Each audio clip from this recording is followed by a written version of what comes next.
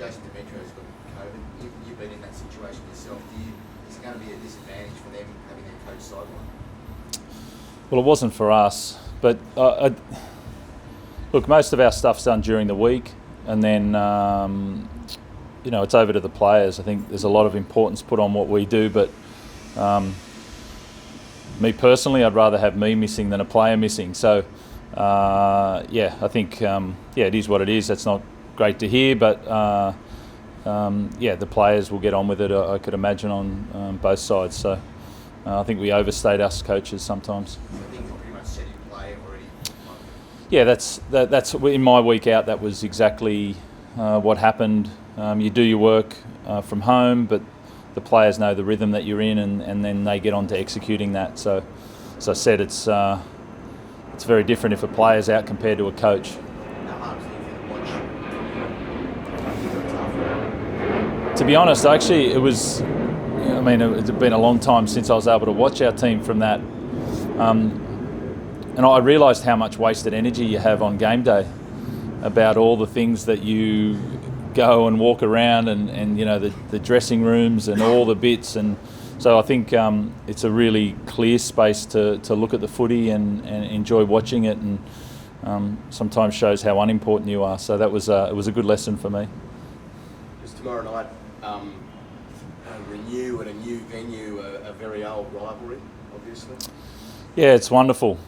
I think I've had more demand for tickets for this game than any in my career. It's such a wonderful night. There's an excitement around it, and I guess we had the debate 4 years ago around the rebuilding of the stadium, and to see the interest that is and the excitement around, obviously, two old rivals going at it, but then also people want to experience that. We had the open day the other day. Obviously, we got us opening the stadium with the women's game opening the stadium for us, with St George and Roosters going at it. The test the next day. This is what we want. We want people getting out of their homes. We've spent enough time at home over the last couple of years, and we want to experience something new and exciting. And that's, for all the stories around it, it's great to see a full house at a new venue in Sydney. And Nick's come out on the podcast and said it's our house. Sort of fired the first salvo. Do you enjoy that sort of those verbal barbs being thrown at each other, particularly with the South Sydney rivalry? Look, I don't think it's got anything to do with rivalry, to be honest. It's just, I think Nick was just stating a fact. This has been our home. This area within a couple of 100 metres of where we're standing now has been our home since we started. We haven't left the area, and so I don't think to be honest, I don't think there's any barbs being thrown. I just think he's stating a fact of, he's not talking about anybody else. This has been our home for a long time, and we get to re-enter a new home on the same old land that we've been playing on forever, and who we represent. Do you have a thought of South Sydney potentially moving there, Robert? No, I don't, to be honest.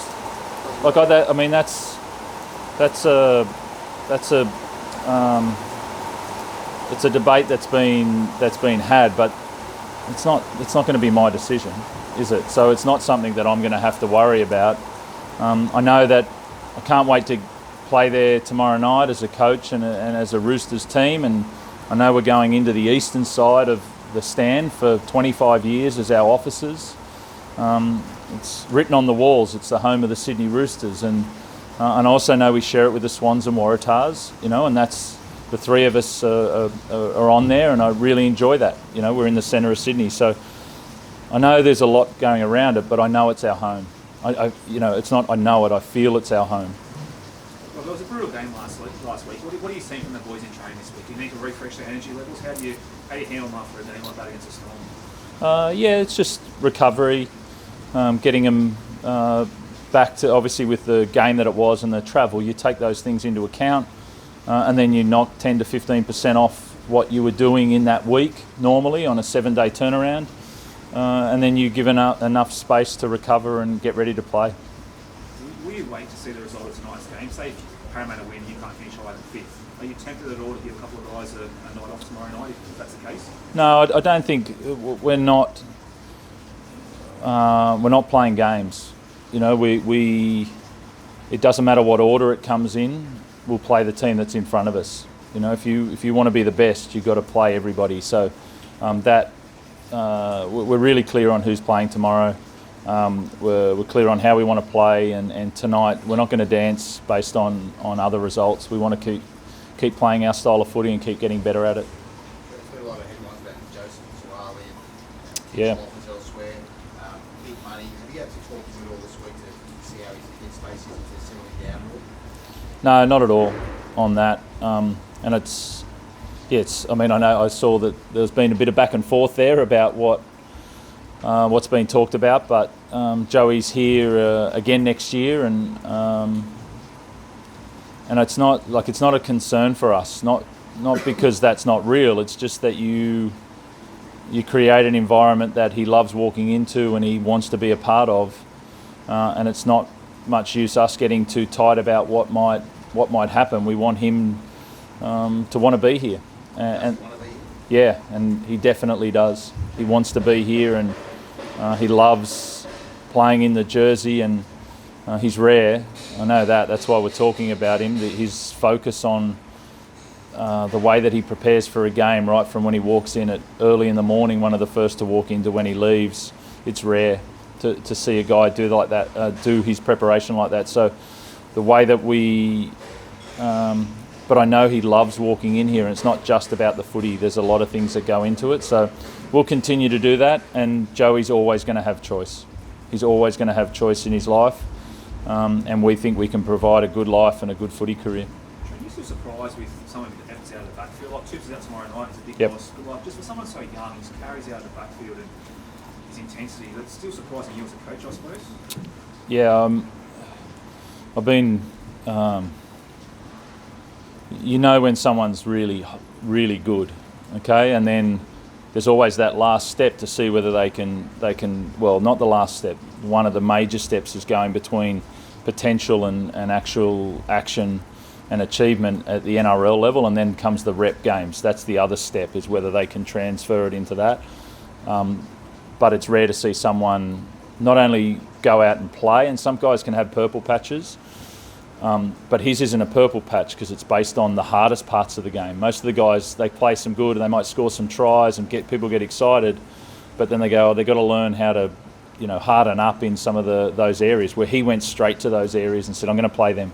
I'm going to play them and I'm going to focus on them, and then some of the more flashy areas are going to come later on. And that's exactly what happened. He reversed the order of the way that a lot of players go about it. What you're saying, it feels like you think he's going to be here for a long time. Look, there's no crystal ball from me other than I know he loves the place, we love him, and we want him here for long term, and I think he can become the great player and the star that he will become in these colours. He wants to be hard, he wants to be exciting and motivate kids, and he wants to be humble and a good man, and I feel like we can offer all those things. So it'll be his choice in the end, but I know this is a place that can offer that. You seem to have no fear in talking about his qualities and what he's going to do, whereas a lot of people often hold that back. Yeah, I think often you want to hold a carrot there and don't make sure we don't to give too much praise because they may not live up to it. But I think I've seen the guy work enough that even what I say won't affect him. It'll be clear that it's also about setting an intention out there about this is your path and this is what you should achieve. I think that's also really important from a coach and from staff. Instead of coming from the negative side, it's coming from the positive, and then it's about setting the task there to achieve that. Trent, a lot has been said about the game last week with the approach and the Brazilian. What did you make of it? Was that sort of the line without going over it? Did it sort of come up to where you want it to be?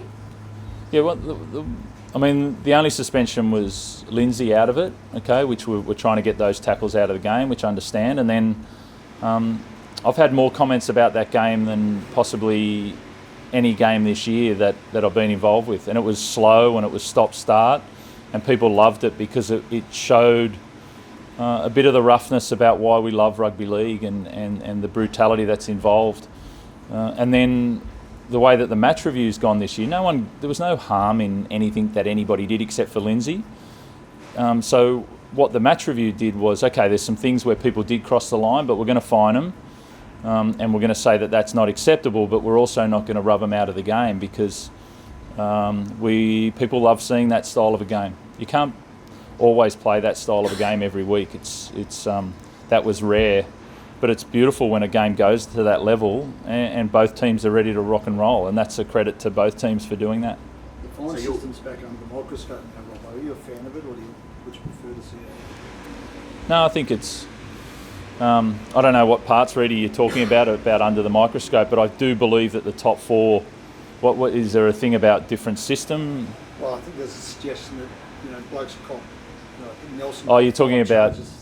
I mean, the judicial system where blokes get charges and can still play because there's a fine system in place where the fines just go up. Right? Yeah. Are you a fan of that system, or do you think we should go back to the old way where if you get charged, you miss footy?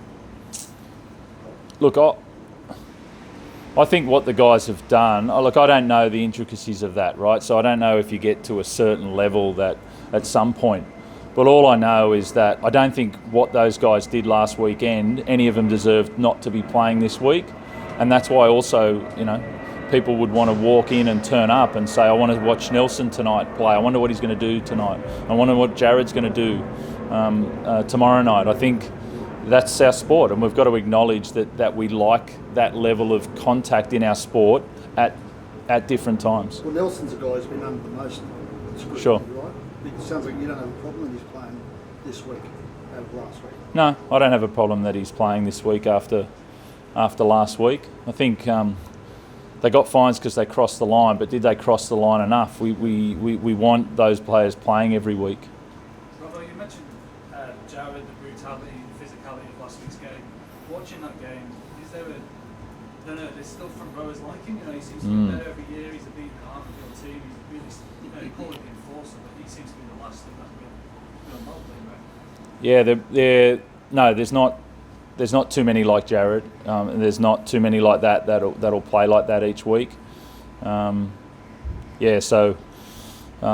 it's a dying art, but I guess that's what I'm saying is that if you can push that line a bit, which the game has allowed to this year, that you might see some of those guys and that intimidation in that way creeping back into the game. How do you keep a rein on him then to not put him on the field? Like that's like how do you? He goes overboard sometimes, but he's also that's the art of being a great enforcer is how to push the limits but not go too far, and I think over the course of his career he's done that in the right way. I feel like he's always been that, but he's respected the game. There'll also be, I know you got sick last week, but there's almost like a net game in what it does for the other guys when he's off the field. They almost live for when he's not there. It's what he does from Monday to Friday, and then also on game day. His presence. People have presence in dressing rooms, and the man's got it in bucket loads. Trent, how's Victor this week? How's his progress been since last Friday? Yeah, so he's been really good right from the day after the game. Okay, that doesn't mean. I think this is. I don't know what people think about me saying this, but based on his symptoms, he could have played this week because he didn't have any. But as we know, there must be things that we don't know completely just through symptoms. So therefore, he's not playing this week. We were never going to play him after what we saw. But as far as symptoms go, he remembers the whole game. He was in our review talking through what different things about what he was saying at different moments, and so he was clear on all that, but that doesn't mean he was going to play this week. So how does that unfold moving forward, Robert? Does that mean it sounds like it'll be there week one of the finals? I think so. I've sort of detached from Rads, which has been a blessing for a few days, and then we'll reconnect after this game and see what else he has to do. He hasn't been back at training with us, so he has to get reintroduced to training and then see where he's at there. And what was your thought process on Lindsay? Obviously, taking the early guilty plea. Were you ever tempted to fight it? Yeah, we were. We sort of looked at grade 2s and we looked at grade 3s, and we were definitely tempted, but one game wasn't one game at that. Like it was a high risk. It's also very controversial at the moment. There's a lot of commentary around it, so we think, that it would have been tough to get off just based on that. And so it was sort of the one game was a tough one. We want all our players, even at some point, to be ready to play. How'd you go getting spare tickets? I was lucky. Kath looked after me. The spare tickets were tough, Danny, but I know someone, so I was.